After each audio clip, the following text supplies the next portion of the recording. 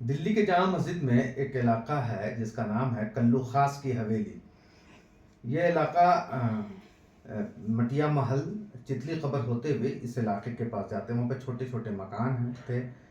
جب 1857 کا غدر ہوا تو وہاں پر یہ حویلی کے ارد گرد جو کلو خاص کی حویلی کا محلہ ہے اس میں چھوٹے چھوٹے مکانات تھے جہاں لوگ رہتے تھے۔ وہاں پہ وہیں سے ایک آدمی نکلتا ہے جس کا قد لمبا ہوتا ہے مگر صحت سے بہت کمزور، جوتے پھٹے ہوئے، کپڑے میں پیوند لگے ہوئے، اور جیسے سورج ڈوبتا ہے وہ نکلتا ہے کہ ایک پیسہ کا آٹا دلوا دے اللہ، تو ہی دے گا اور تو ہی دلوائے گا، بلند آواز میں ایک صدا لگاتے ہوئے وہ آگے جاتا ہے۔ جاتے جاتے لوگ اس کی اتنی آواز تیز ہوتی ہے کہ لوگ اس کی آواز کو سنتے ہیں۔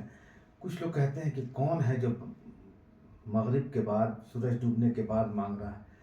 کچھ عورتیں اندر سے کہتی ہیں کہ کتنا منحوس آدمی ہے کہ مغرب کے بعد یہ مانگنے کے لیے نکلتا ہے، صبح میں کیوں نہیں نکلتا۔ مگر وہ آدمی اپنی عادت سے مضبوط تھا اور روز کا اس کا معمول تھا کہ ایک پیسے کا آٹا دلوا دے اللہ، بس اللہ ہی سے وہ مانگتا تھا اور مانگ کر کے چلا جاتا تھا۔ علاقے کے لوگ نہیں جانتے تھے کہ وہ شخص کون ہے۔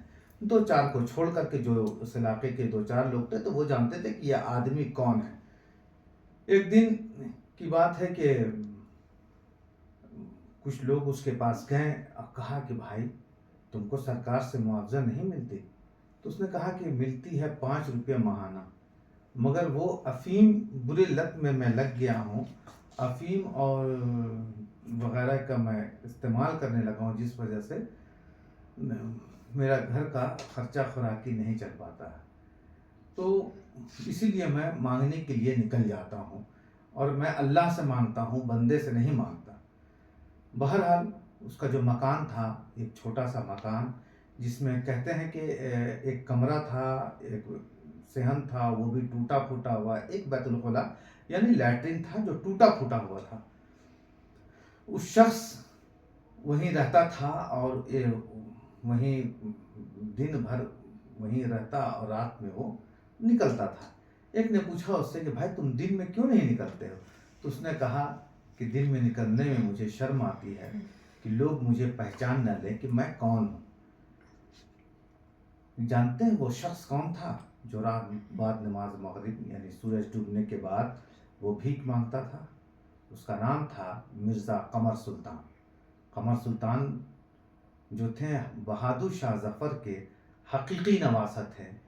1857 کی غدر سے پہلے وہ آدمی لال قلعہ کے اندر رہتا تھا اور بہترین گھوڑے کی گھوڑ سواری کرتا تھا، مگر 1857 کے غدر کی لڑائی میں ان کو لال قلعہ چھوڑنا پڑا۔ پورے بہادر شاہ ظفر کی فیملی جو ہے اس میں برباد ہو گئی تھی۔ اسی میں سے ایک نام ان کے نواسے مرزا سلطان قمر سلطان کا تھا۔ تو کہنے کا مراد یہ ہے کہ انسان کو زندگی جو گزارنی چاہیے وہ حق پر گزارنی چاہیے، سب کے ساتھ ایک طرح کا گزارنا چاہیے کہ کبھی برا وقت آئے تو ایڈجسٹ کرنے میں اس کو کوئی تکلیف نہ ہو۔ مرزا قمر سلطان سے لوگوں نے پوچھا کہ 1857 کے بعد سے پہلے اور بعد میں تمہیں کیا فرق نظر آیا؟ تو اس نے کہا کہ پہلے میں خواب میں جیتا تھا، اب میں حقیقت میں جیتا ہوں۔ حقیقت میری یہی ہے اور خواب تھا وہ جو خواب پھر سے نہیں آ سکتا۔ خواب جو ایک بار آ جاتے ہیں بار بار نہیں آتے، تو کہتا ہے کہ خواب وہ پہلے جو میں جو گھومتا تھا بڑے گھوڑ سواری کرتا تھا وہ ایک خواب تھا، آج حقیقت ہے میں کہ لوگوں سے مانگنے پر مجبور ہوں۔ جس واقعے کو لکھا ہے مشہور انشاء نگار جناب خواجہ حسن نظامی صاحب نے اپنی کتاب بیگمات کے آنسو میں، اس کتاب کو ضرور پڑھیے گا۔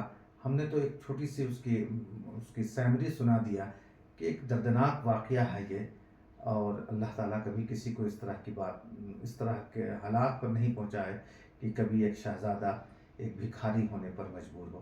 تو یہ کہانی تھی، آپ کو کیسا لگا یہ آپ ضرور بتائیے گا، اور ہمارے چینل کو لائک، شیئر اور سبسکرائب ضرور کر لیجیے گا آپ سب کا بہت بہت شکریہ، دھنیہ واد۔